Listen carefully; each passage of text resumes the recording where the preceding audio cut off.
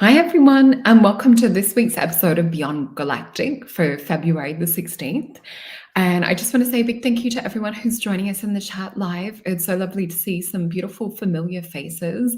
And it's also a nice comfort, too, with doing the show by myself to have you guys here with me interacting. And I do look forward to answering some questions tonight as well towards the end of the show. So I first want to get into just a couple of things. First, we'll talk about please like, share, subscribe over on Beyond Mystic, the YouTube channel. So JC has worked hard to get out so many new shows at the moment. You can see the gorgeous Coco there as well. And she has her show a little bit earlier than mine. So yeah, there's quite a few shows. And for those of us that are also watching us on Rumble, thank you so much as well for joining us on Rumble. I also want to remind you guys that we have consultations now open. So if you go on to consultations.beyondmystic.net, you'll find myself and you'll find Meg there and you'll find some of the rest of the team there as well. We just had Jens's intro through the week, which was lovely to watch him do his thing. So yeah, please use Beyond Mystic in all caps as the code word and you will save yourself 10%. So getting into the news this week, there is a few things happening. So not only have we had increased solar flare activity, we have also had Schumann frequency spikes and weird like power things. Here in Melbourne, we actually had a really bizarre, strange storm happen. And for those of you guys that are, I guess, awake to the different things in the world happening with our weather, you can see here that I'm in Melbourne in a sweater and also with a blanket today, and it is the middle of summer. So it's really bizarre weather that we're having over here. We had, trees down and things like that. About 500,000 people lost power out in Melbourne. So really strange things happening energetically and with the electronic grid and things. Apparently there was a fire that happened at one of the electricity grids. So yeah, strange things happening here. One thing that I did want to share with you guys that was really exciting that happened last week. Let me pop down a couple of windows and things like this because I want to make sure that you guys can hear this when I share it. So after we had our episode last week, I was outside at night watering the veggie garden with my partner, and we had some UFOs show up. So we were just outside. One of the neighbors had just joined us. We were standing in the garden watering, and I'm going to show you guys. I'm just looking to see which one I want to play you first. Let's play this one first. Okay.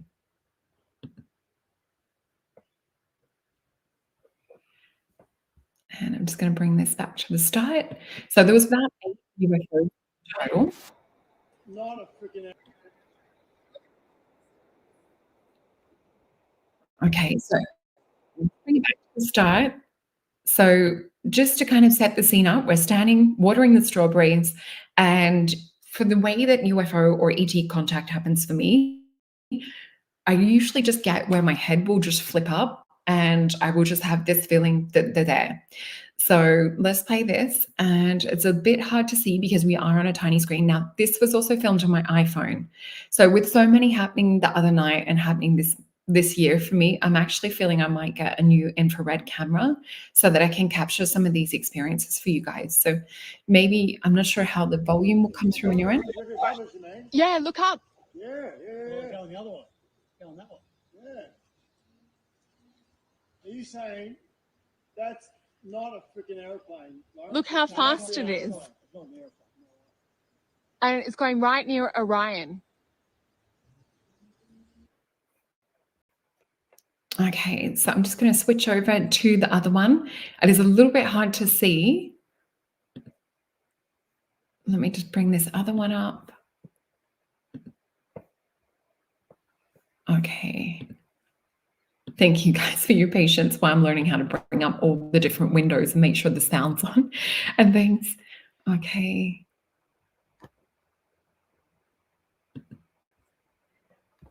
And here we go. Here is the other one in the veggie garden.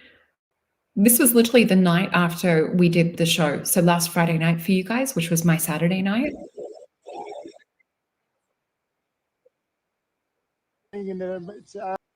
Second.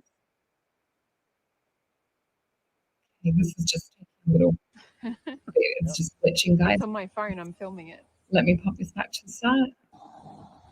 I can actually see this one on my camera. That one over there. We are thinking that it's aliens. You reckon? Yep. Just buzzing around on a Saturday night. Yep. Looking for a party. Yep. It's on my phone. I'm filming it. Oh, that just went bright. And then, There's another one on top of it. There's two there. oh yeah, look at that. They're racing together. Oh, I don't think my camera's going to pick it up. That's way too close for two cameras, Lauren. Okay, so you guys can see that, just even through us talking about this topic and interacting on this level, talking about disclosure, we're getting where they're coming in, and they're actually really happy that we're talking about the ET subject and the multidimensional, interdimensional aspect of it as well. So I would have had about 8 of them cross over in different spots. That last one that I showed you was actually 2 UFOs moving together, and then you see the bottom one blink out, which is quite common. We'll see UFOs come in and out around Orion and also around the Pleiades star system as well. They tend to be more interdimensional highways, and I can see just people talking about seeing UFOs and things as well. So do pop a comment below if you guys have had some recent sightings, and I do feel through us bringing this energy together that we're doing every Friday night that we're going to be having more. So it actually did get better than that. I was really excited to have, that contact happening in the garden. And we're probably out there for 20 minutes. So to see 8 in about 20 minutes. My other friends that are also sky watchers and ET UFO enthusiasts down on the Mornington Peninsula, which is maybe about an hour from where I am, also reported that night being a very active night in the skies. So lots of ET UFO contact. We're seeing the dimensional veils become really, really thin. I can see someone asking what happened to Ben. So Ben is still around. He's got a lot of huge things going on in his life right now, moving house and things. So yeah, hopefully he'll be back really soon, but he's doing well and he's a gorgeous person. So yeah, just sending our love to Ben. So I do have something else to show you guys as well that has a little bit of sound. Let me bring you guys back up. So what's really, really exciting for me was, growing up in this area, and I'm just finding the right video for you guys. Here is one of them. Okay. So just make sure that we have this on the screen. So growing up in this area around the hills, my whole life I've talked about fairies, and I've talked about interdimensional veils getting very thin. Now, for me, having seen fairies and seen orbs and things my whole life, it's really, really exciting when the dimensional veils get so thin that we can actually start to capture some of these things on camera. So I'm not sure if you guys have seen fairies out there and things lately, but the veil is definitely very thin here at the moment. So let me play this video. I just want to start out by saying though, and I'll just take this little thing away so that we can also see. Sorry guys, just kind of going to clear the comment as well. Okay, so just down near the bottom where you see the play button, you'll actually see a tiny little white orb, or for me when I was sitting there filming, because I was literally in the chair just behind where I am now at this actual window, I was just filming the cockatoos and I saw this white thing fly towards me, and it was, I thought, a dandelion, the wish fairies, the little pom-pom fluffy seed looking things. Anyway, I just thought, oh, well, I better check. So I turn off the recording and I replay it back and I see wings. And then I noticed that I'd zoomed in. So you'll see me zoom in this particular video, and you'll see 2 fairies. You'll see one come in around the underneath of the branch and one sort of fly in and go towards the top. It'll be just near where this little elbow bend is in the branch. I'll replay it in slow-mo as well. So let me just play this for you guys. And you'll see they're white and transparent. And just so you know, the dragonflies in this area are usually like a bluey black sort of color. So with this, you can actually see through them.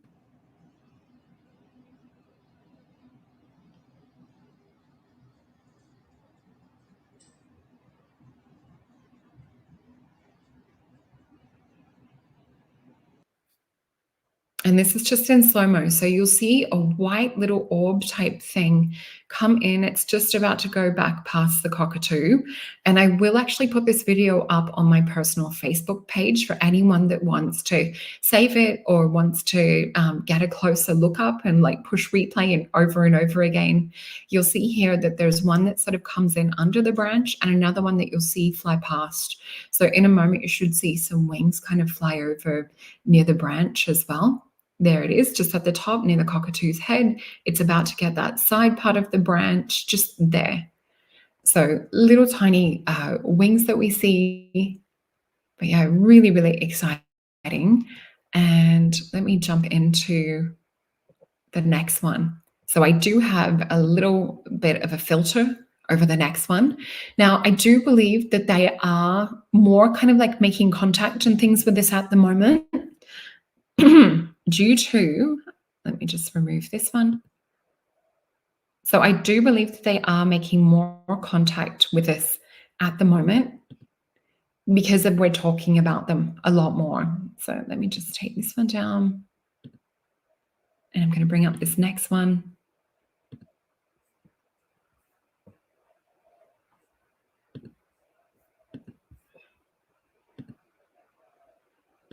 Sorry, guys, got a lot of windows to shuffle tonight.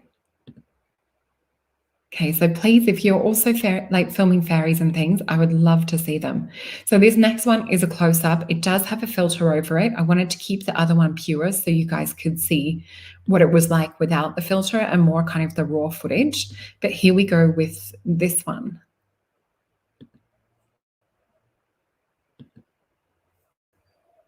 So have a look towards up near the cockatoo and just off to the right towards the middle. And you'll see some white little wings come in right there. Just touch the branch. Now it's going to fly up to the next spot of the branch right there.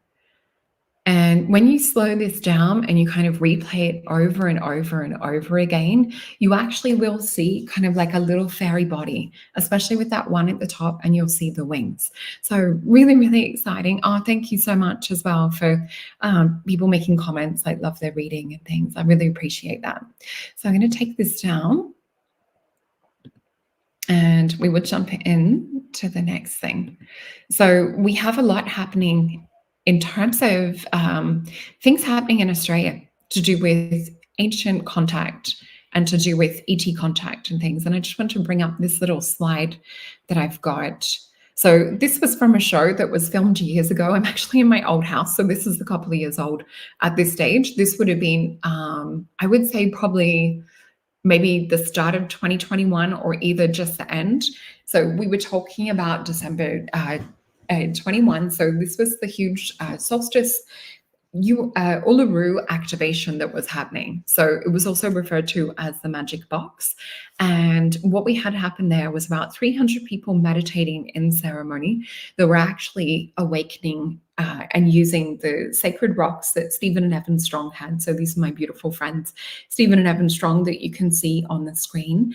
And we held a ceremony that was to activate and awaken energy there. Now, this energy connected like a grid all around the earth. And we see also in some further slides that I've got some of the activations and the light and things that also took place when Uluru was activated. And if you're looking at some of the photos that had a picture of Uluru and Katajuda, so Uluru being the masculine, Katajuda being the feminine, it was actually kind of a portal of blue light, which I'd been talking about from March that year on Beyond Mystic with JC as well. So for that blue light portal to actually activate after ceremony took place, or sort of during ceremony taking place. Also, just to give you a scale of how big this was, there was about estimated 15 million people worldwide that were joined in for this ceremony. So this is very much connected to our ancient roots. And from the Aboriginal story side of things and from our original people, they talk about that we come from the Pleiades and that a lot of life that was seeded here was actually a giant arrow tip. So when you have a look into Uluru, the actual rock is said to be a giant arrowhead that was thrown from the Pleiades that had all of the seeds to terraform life. So we see that here in this picture. And I can just see you guys talking about Thank you so much, Jill. Thank you for all your comments, guys. I really do appreciate this. So let's have a look onto the next slide. So you'll be able to find more on Stephen and Evan Strong talking about all of this. There'll be past episodes if they haven't been deleted on Beyond Mystic from when JC lost the previous channels, or when YouTube took them down, I should say. But yeah, forgottenorigin.com, you'll see close-up artifacts and pictures. These are some of the sacred rocks. Now, this will sort of give you a bit more of an idea of why I'm talking about this tonight as well, because I really want to talk about that when we look into ET contact, we actually have ET origins, ET genetics within us as well. Yeah, so what we can see here are some skulls that are on the table. And with this, you can see that some of the skulls are actually different shapes. So we see some that have a similar kind of head to us, and then we see some that are more kind of like flat and back. Let me just see if I can pop this down. Okay, so let me jump to the next picture to give you a close-up of the one I want to talk about in particular. So with this one, we can see that they are plaster cast of the actual ET skulls. Now, we see here that the skull, the fontanelle, like the brow bone, it goes back almost straight away. So we see I have a forehead. Most of us have foreheads. And we usually can see that we can fit like our finger width. There's usually like a ratio that we have with kind of different body parts measuring. So what was also found with this skull was very long arms. It looked like its arms were perhaps longer than the body proportion. And we also know that from one of the people that looked into this, that this being appears to be nocturnal, whereas we are a daytime creature. So with this, the huge eyes, these are nocturnal eyes. So this being was probably one that was out at nighttime or had some kind of nocturnal vision. We also see with the longer arms and body frame that they were quite different to us. So if I'm to talk about like the skull and the brow bone, it literally dips back almost straight from the eyebrow ridge, and the brain capacity at the back is actually bigger than ours. So these beings were actually probably smarter than us. So I was very lucky to be able to be one of the psychics that was lucky enough to hold the actual skull. So I've been very lucky with Stephen and Evan that they've trusted me to hold not only ancient Atlantean rings that have graphene oxide black goo type stories associated with them. And I am looking forward to bringing the guys on and actually chatting to them live with you guys as well, so that you guys can ask all the questions that you want to. So what we also see with this creature is when I actually psychically tuned in and had that time with it, and Stephen's documented all the notes of the things that I channeled and said and all the descriptions, so he'll be able to fill you in more. But with this particular creature, what I was met with when I felt into it was almost like a shriek and a defense kind of sonar mechanism, very similar to what we see sometimes with Bigfoot or Sasquatch when we're coming into their territory. It's almost like an energetic protection that they put up to keep beings away.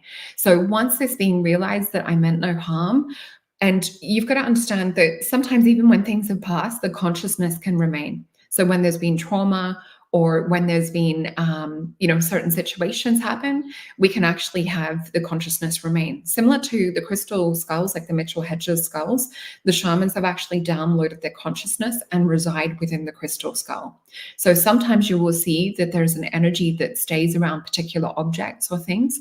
What I felt with this, when it actually led me into the zone, it took me, literally encapsulated me into space, psychically speaking. So on a remote viewing level, it was like it held me in a bubble, and the ground fell out from underneath me, and I'm sitting amongst the stars and galaxy, and it's taking me to a place that's timeless. So their reference of time is not the same as our human time. Their understanding of who they are in the cosmos is very, very different as well. So they also, you can feel their brain capacity is also connected to do with telepathy, connected to doing holographic vision and things as well. Very, very super intelligent beings, but very skeptical of outside threats or beings that would not be on that same level of consciousness. And I can see some people talking about they've seen fairies and things in their gardens and apartments. So please keep sharing those, because I want to go back and read them all. I don't always get time while we're doing the live show. And I also see Debs is also saying like owls. Yeah, so perhaps this also matches up with, I'm trying to recall the name. I can see his face. There's a man who's written Mike. I can't remember the last name at the moment, but he's written numerous books to do with the ET owl connection. So some ET UFO sightings, you will also see people report seeing owls that are 3 to 4 feet in height. So I wonder if this could also be perhaps this kind of ET or being getting mixed up in it. But for me, when I got to witness and hold and kind of like interlock with this being, there was just a newfound respect energetically as well for our environment. I really felt that they had like a different feel of being connected to the environment and things like that. Thank you so much for all your beautiful comments. I'm sending so much love to you guys. I'm so lovely to reconnect with you. So let's have a look at the next picture. So I do encourage you guys to go and check it out. And it's not until you're holding these things in person that you're like, oh my God, this is not human. So yeah, if you guys can go to one of the seminars in person. And I just wanted to share a photo of this beautiful crew. Let me just put this down. And so you can see here, we've got Dal and Stephen and Evan and Auntie Minnie and myself here and some other people in the group as well that were really lovely. But yeah, so this beautiful elder, Auntie Minnie, she has a lot of the stories and a lot of the information connected, not just to some of the Australian artifacts. She also was very lucky to have someone school her in a lot of the ancient Egyptian side of things. And she's got this gorgeous, almost like, I think it's an Isis winged necklace as well. So she has a lot of knowledge in the Australian and the Egyptian connection, which might sound crazy compared to the history that we've been programmed and taught in school. It's definitely different to the history that we get told here in Australia growing up. We very much get told a very limited view of history. So when we look into what Auntie Minnie's teaching, and she was also one of the beautiful elders that talked about what to expect with the shift. So you guys have heard me talk before about the bird signs. So, thank you, Radiant One. Yeah, it's Mike McClellan. So thank you so much for that. That's the person who's written the connection with the owl books too. All right, thank you, Ken. You're so sweet. For those wanting to book a session, we have the ticketer below as well. So yeah, with what Auntie Minnie was saying, she's saying the first stage of the shift will be toilet paper shortage. And that was maybe a year or two before any of this crazy scandemic side of thing even happened. Then she said the next sign will be another toilet paper shortage. And she was right again.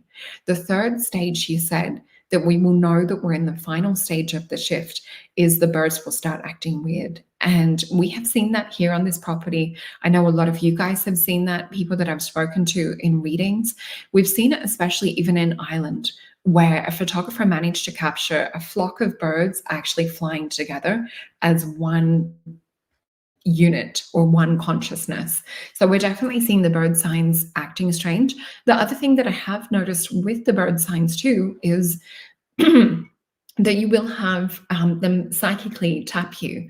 So we have one or two with the cockatoos that will sit here that will actually psychically tap you until you turn around and you realize that they're there. Some of them, if you're not paying attention, will even come up and tap on the window to make sure that you're paying attention. So she's spot on with what she's talking about with the prophecy times. We are in the age of Aquarius. We are in this age where the veil is getting thin and where ET contact, they're wanting to reach out and connect with us. So I'll share a couple more, and then I will also talk about how we can make contact and different things. So you'll see here some of these beautiful pictures. We've got the Schumann frequency up the top. Now, this is from Stephen and Evan Strong's website, forgottenorigin.com. Now, this was things that were taken on ceremony day. So back in December 21st, 2020, we see here the stones set up. The very sacred stones were activated. We also see the sky. Now, just to set the scene for what was happening in the ceremony, so we saw that the sky had the red earth sucked up The dust was in the sky. It looked like it was going to be stormy, but we all thought, we're going to sit there no matter what, because this ceremony needed to be done. There was also government officials and things that were trying to come in and shut it down. And we actually didn't get to go sit at Uluru like we originally wanted to.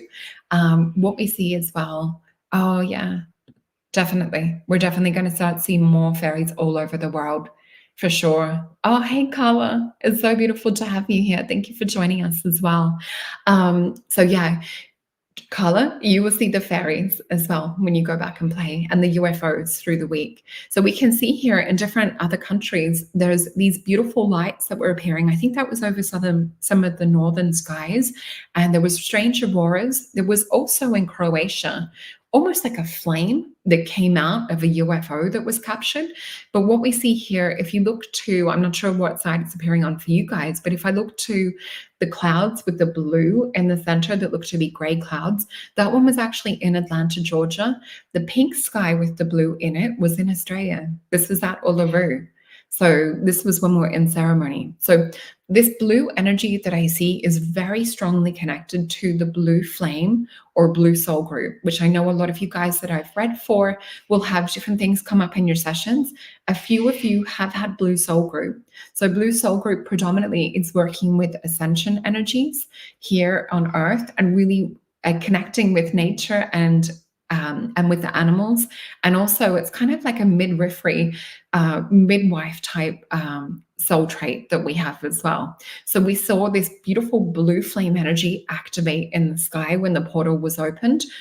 When I've been to Uluru other times, traditionally I would see a violet doorway over Kata Judah.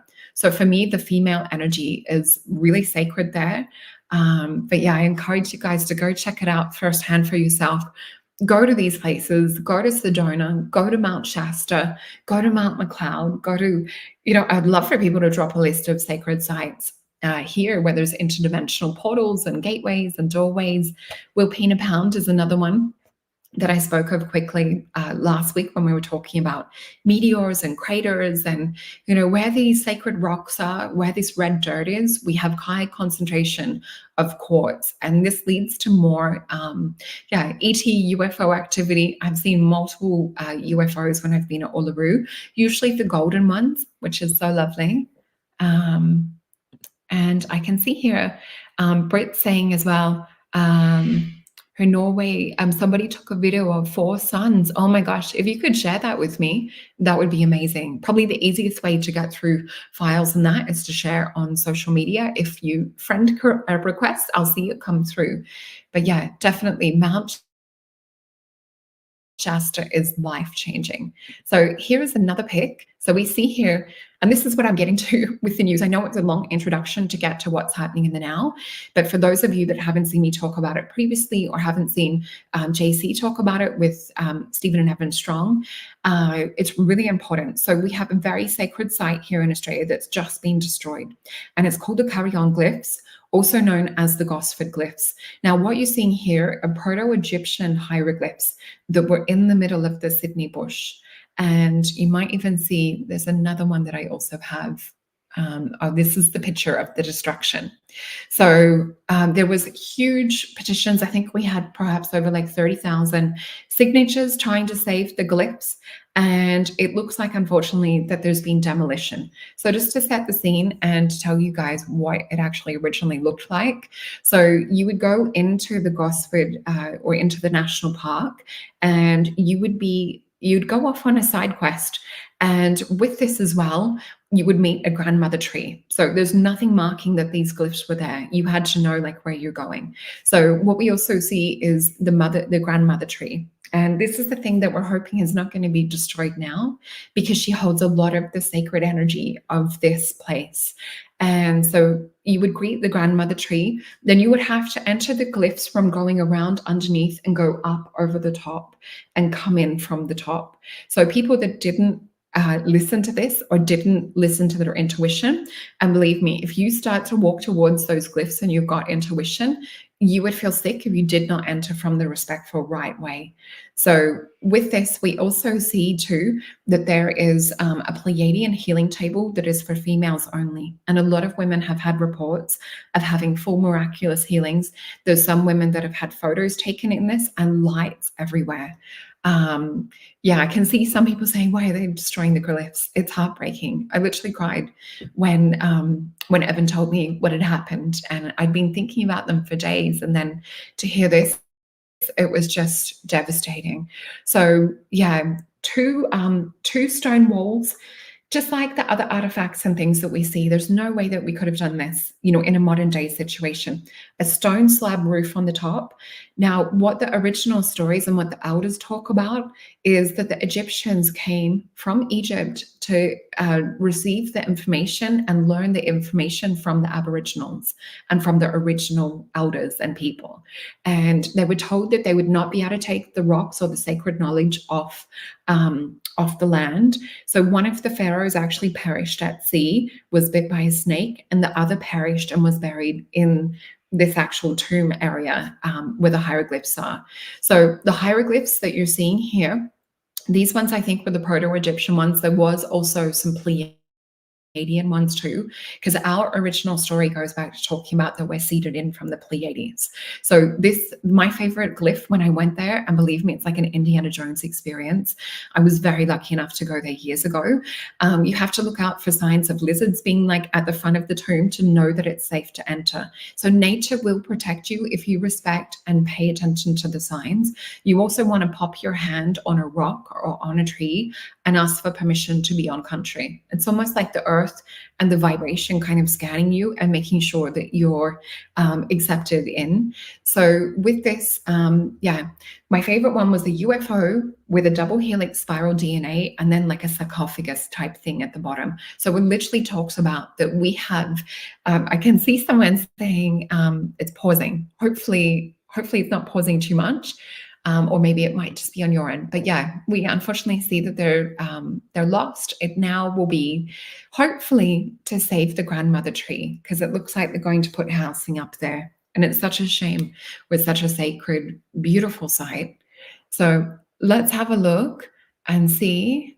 Oh yeah, I can see someone saying, wow, sounds like you almost need to have a guide so that you don't make the wrong move. You really need to like pay sharp interest, pay attention to like your intuition. It does help. Stephen and Evan have done guided tours and things as well.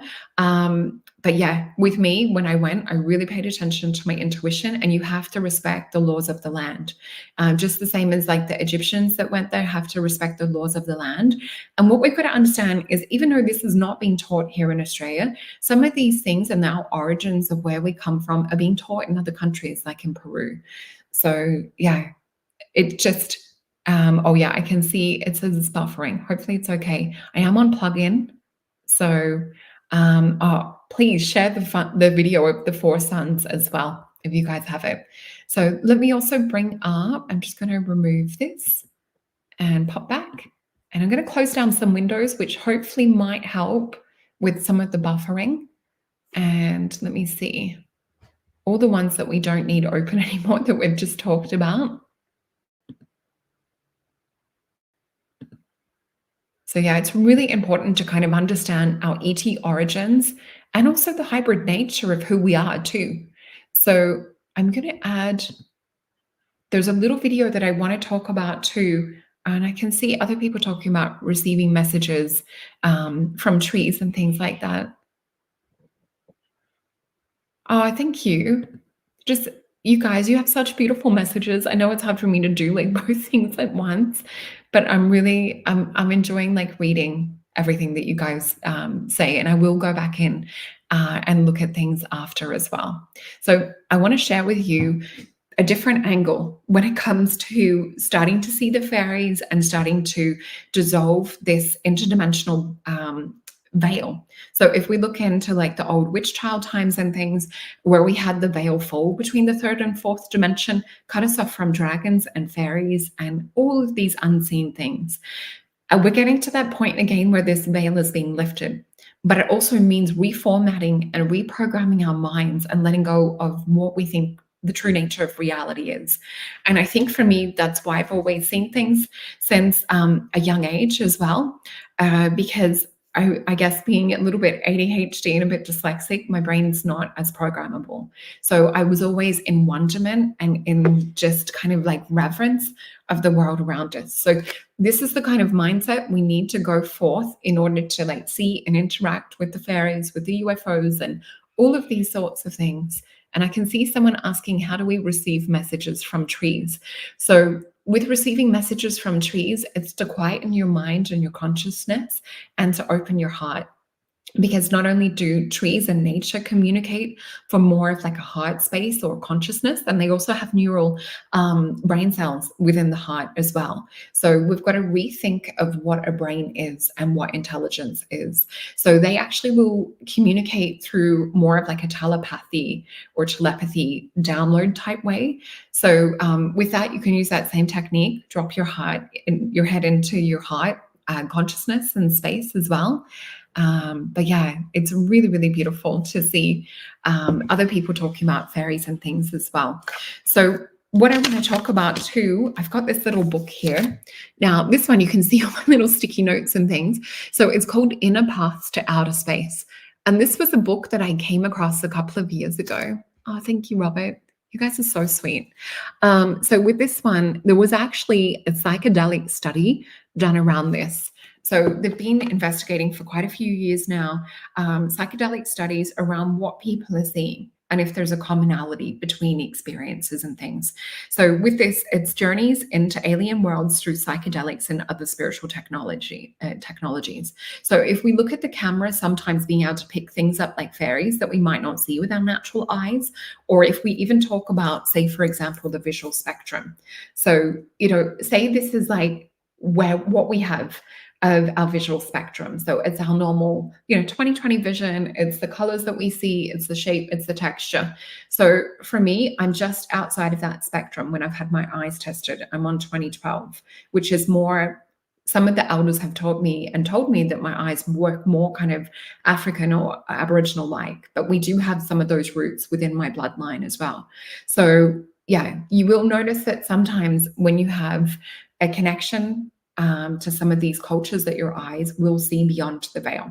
So when we look into infrared and we look into microwave or we look into ultraviolet, we're getting further along with the frequency. So I do have a little clip that I will play for you in a moment that actually talks about discoveries that are being made with people that are experimenting with DMT and how we can perhaps see through the veil. Now, this is a reproducible experiment that they've been able to do in over 140 something people so far, and it does work with lasers. So we know that we can look at light in different ways, and when light is reflected or diffracted, or we look at it perhaps through a prism, we see that it changes and we're able to see things that we perhaps can't see. So with sunlight coming in and hitting a prism, we'll see a rainbow that we perhaps didn't see.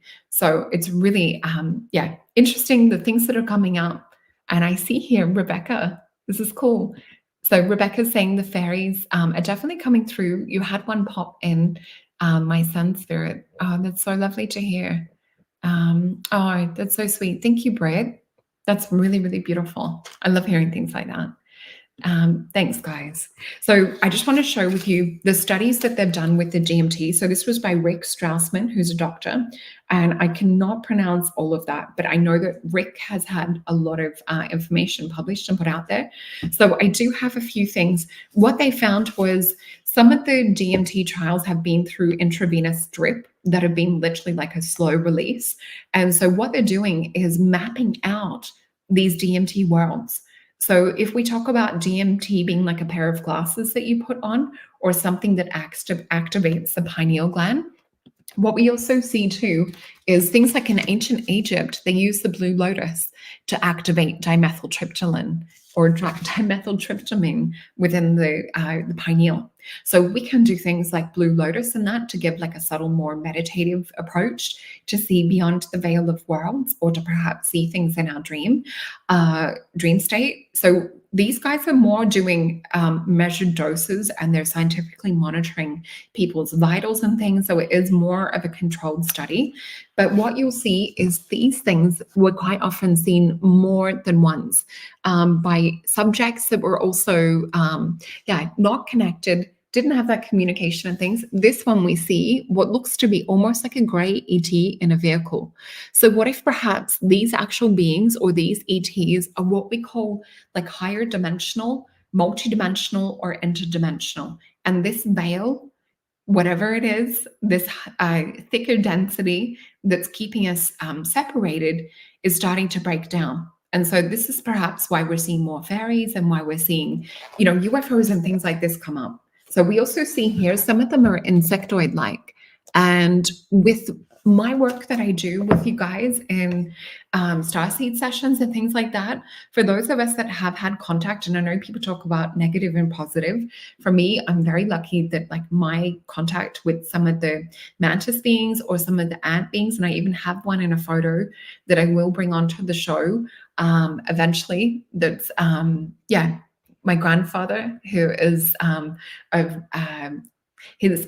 he was a US Marine, but also had Navajo blood as well. So there's a very special photo that I have of him and myself with an ant being in the background. Oh, thank you. You're so sweet. I love reading. You guys are the best. Thank you.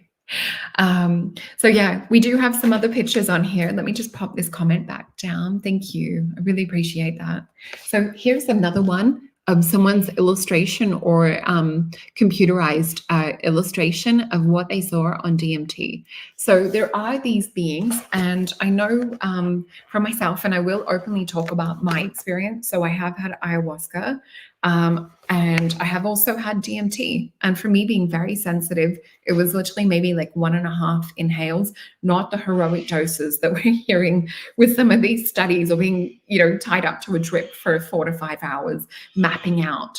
The interesting thing is, what they've found as a commonality is when people go back in to this DMT terrain, they can, almost like a GPS or like a map book, describe and see these structures. And that's the thing with this new study that they're doing now from Danny Glover, which I'll pop up his video in a moment. He's finding that people can read a code in the background of this simulated reality. And for those that have had DMT, whether they've seen the Flower of Life grid, I sometimes will see the Flower of Life grid when I wake up and there's like bright light. So, going to the bathroom in the middle of the night and you're around that white wall, I quite often will see the Flower of Life geometry and grid and things come up as well. So let's get to this video and let Danny explain it. I'm just going to pop this up. Okay, and I've just got it to a little section where he's going to talk and explain more kind of like about the experiment and how it works. So this is his. So what I want you to consider is that we have to reframe the entire model of our world, and we have to think about it in different terms. The information that the brain receives is the main player. And if DMT allows for new information to come in that is extremely coherent, it cannot be explained by the brain being confused about what's going on. It is also why recalling something is not the same as seeing it in real time. It is true that certain people have really good visualization, but it's still not the same as a physical object, and we know the difference. It's very common to say that the brain doesn't know the difference between the thought of an apple and an actual apple. That's not quite true, because we know the difference. There's something that is different about a memory of an apple or an image of an apple in your mind's eye and an actual apple. And the content on DMT looks like a real object. It doesn't look like a fuzzy thing that hovers in front of you. And the code on the laser looks even more coherent than that. I want you to consider this. It looks like a regular digital clock, albeit extending infinitely into the distance, with extremely coherent structures and with language that, even though we can't read it, is distinct. It is something that we can tell is a language. It's very sophisticated. And I want to emphasize that it doesn't even look like the Alison Gray characters that people ask me about. The Alison Gray characters, they're still very blocky, so they can still be excused as some kind of a visual in psychedelics. But the language I'm describing, which is much closer to Japanese katakana, not quite, but very similar, it's much more difficult for the brain to produce such a coherent image of something that sophisticated if it's not actually there. It's a long conversation and we're going to keep having it. A lot of love to everybody. Bye.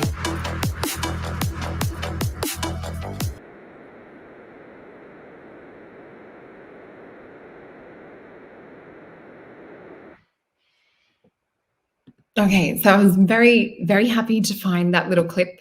And yeah, you can see the matrix code. And so I have actually meditated and connected into some of the code that I've seen from some of the people that are doing this DMT research. And with me, because I call it hand scan, yeah, it's very cool. So interesting, isn't it? Hey, Christian. And yeah, it's like the matrix code. It's super cool. So what I see when I actually like feel in, because don't forget, like English and our language, we're so limited when it comes to what's programmed into us in school. So if I look into the way that I do readings, color for me is a language that holds frequency, it holds emotion, it holds codes sometimes, and it holds energy. So if we look into some of these little shapes and glyphs that Danny showed on the screen, each of these is almost like a light language symbol, is when I felt into it. There's different kind of emotions and the expression is like more full-bodied. So imagine like we have like, flat writing. And imagine like each of these symbols and things is, thanks guys. Each of these symbols is like a 3D character that can actually embed and speak directly to our consciousness. And that's why symbols, also like when we look to ancient Egypt and things like that, or even modern day symbols, have such a strong resonance. Even JC's symbol he's got spinning up there, they all speak to the unconscious or subconscious mind. So yeah, when I felt into it, what the glyphs said to me and what the writing said to me that people have seen on DMT, it literally felt like the underlying code that was almost like programmed into our matrix. So what they're talking about when I felt into it was a message to do with, we can understand the code and understand where we come from and understand the power that we innately have within us. Oh, that's so cool. Thank you for sharing that, Amy. If we can understand these innate gifts and powers that we have to actually be creators in this matrix and in this world, we can change this code altogether. And I'll just also go into the science behind this. So what you see when he's working with the lasers, it is, I think he usually has 2 lasers set up in a cross type formation or pattern against a blank wall. The lasers are, I think it's a 650 nanometer spectrum that's diffracted. Sometimes they will use refracted as well, and sometimes they will have a glass of water. But what happens is when people actually inhale or use DMT, all of a sudden, looking through behind those lasers like it's a magic eye pick, these codes start to appear. And so, yeah, it's incredible discoveries for when we can actually start to decode this. I mean, that was my feeling and impression of what came up within the decode side of things. But remember, it doesn't mean that everyone needs to take DMT or anything like that. I'm not advocating for this. I'm literally just really interested in the psychonaut journey to put these lenses on, to look at our world from a whole different place and spectrum, to go beyond the non-physical.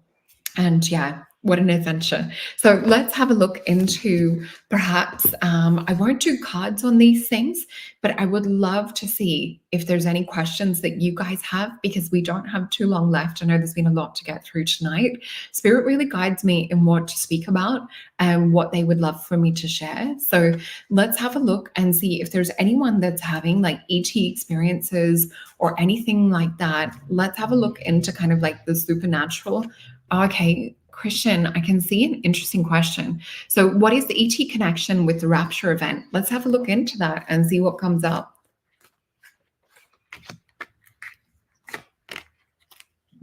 So the main word that's coming to mind at the moment, I'm seeing programming come in.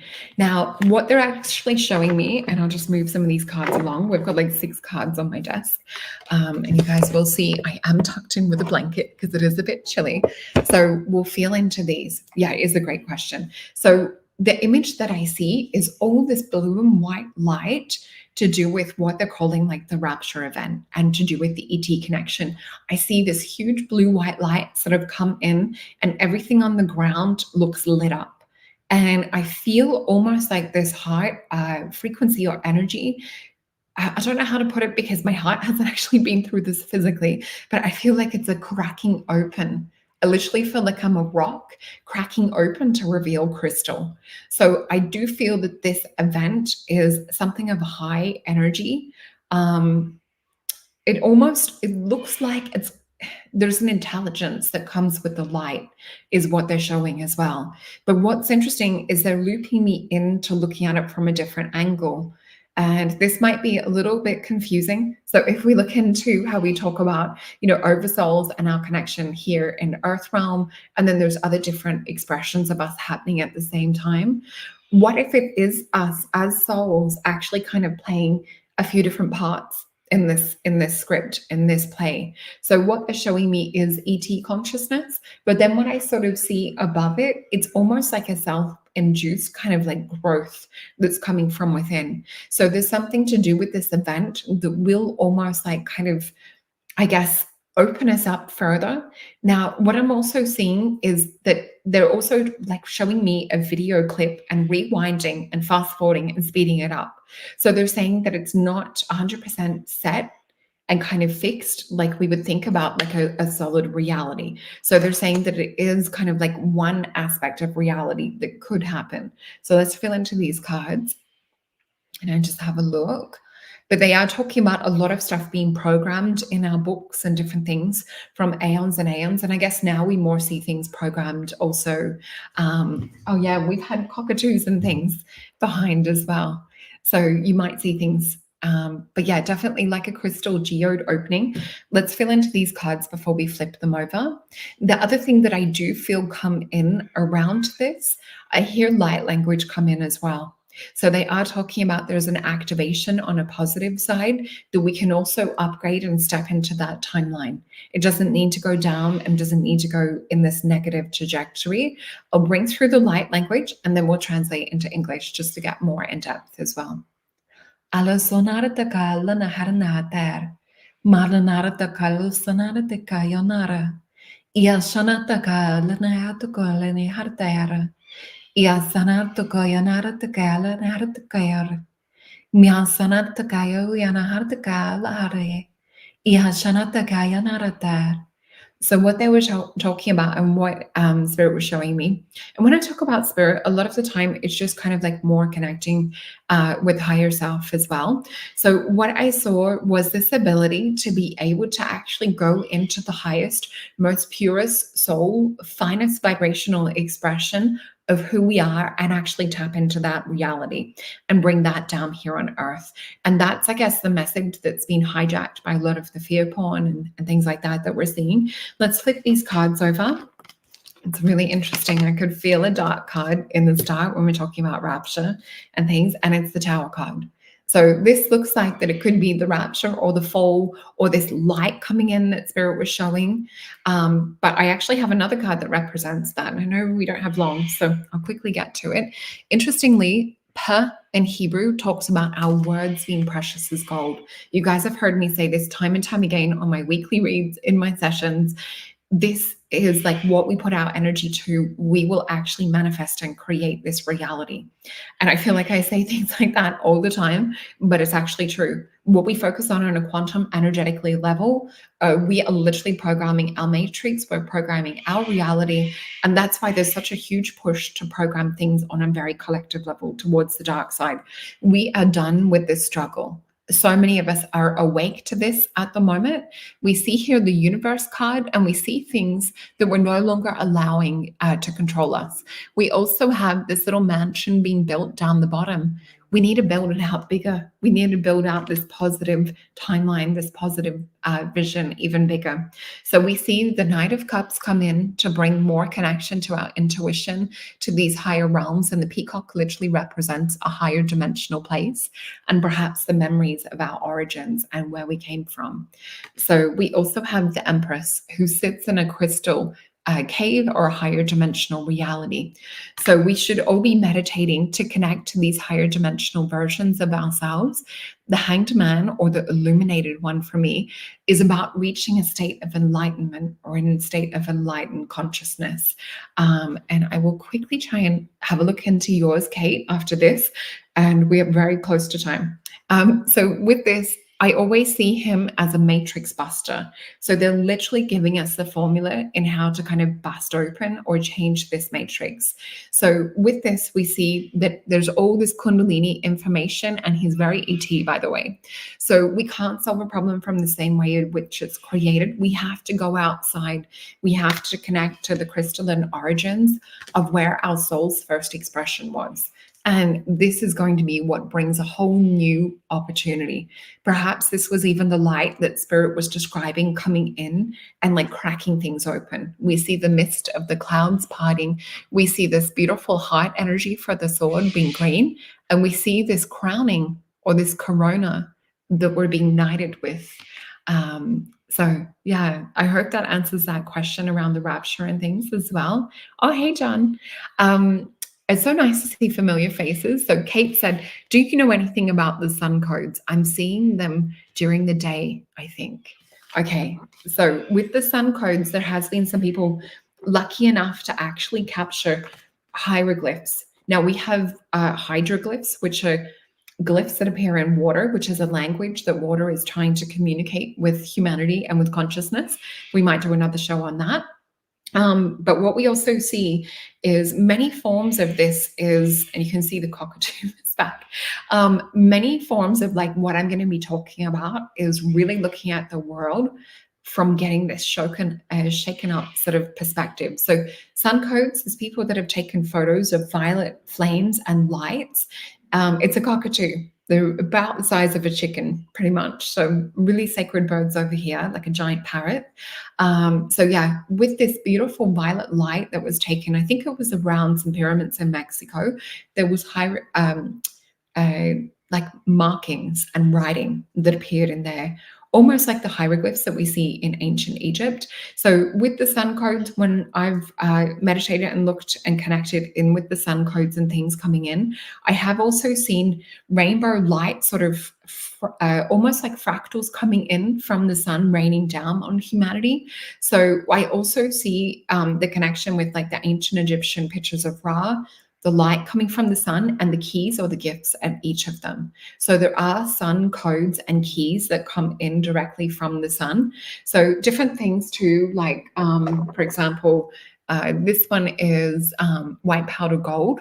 So you will see things like white powder gold that the ancient Egyptians would actually take to affect and wake up their light bodies and make them more receptible to these codes.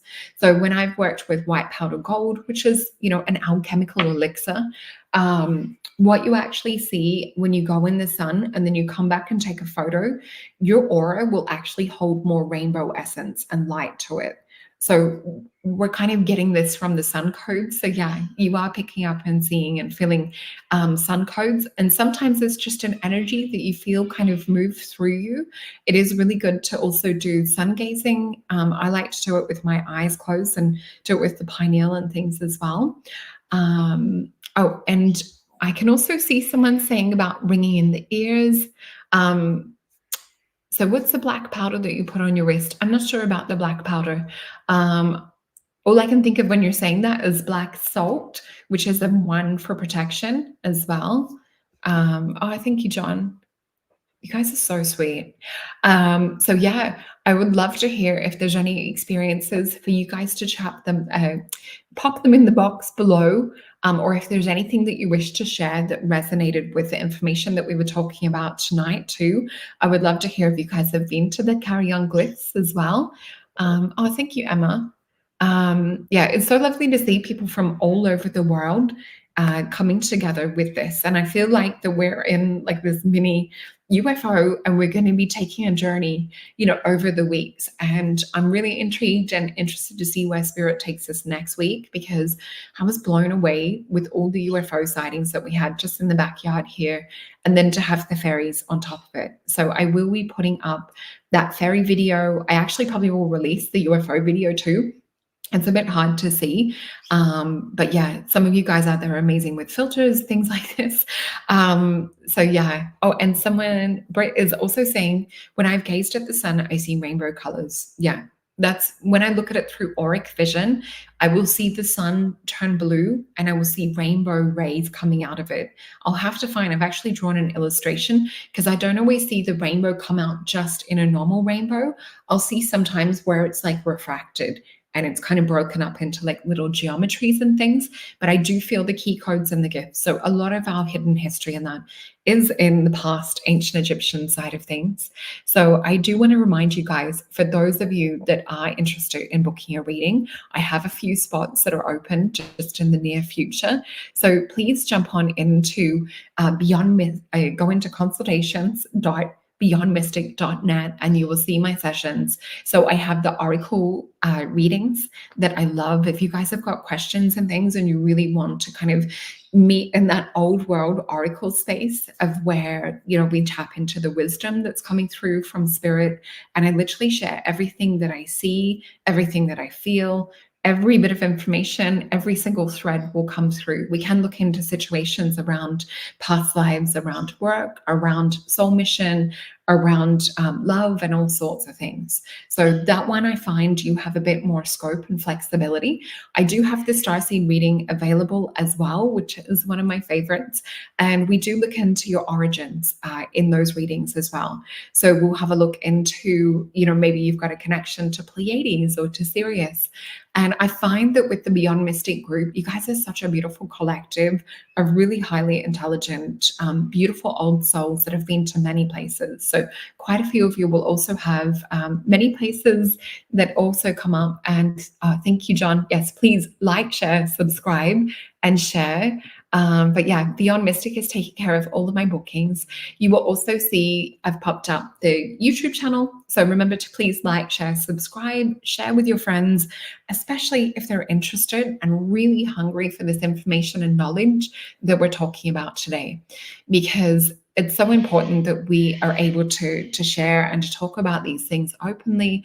And if perhaps some people that are interested in the supernatural, maybe this might interest them as well. So I can see someone saying light kaleidoscope.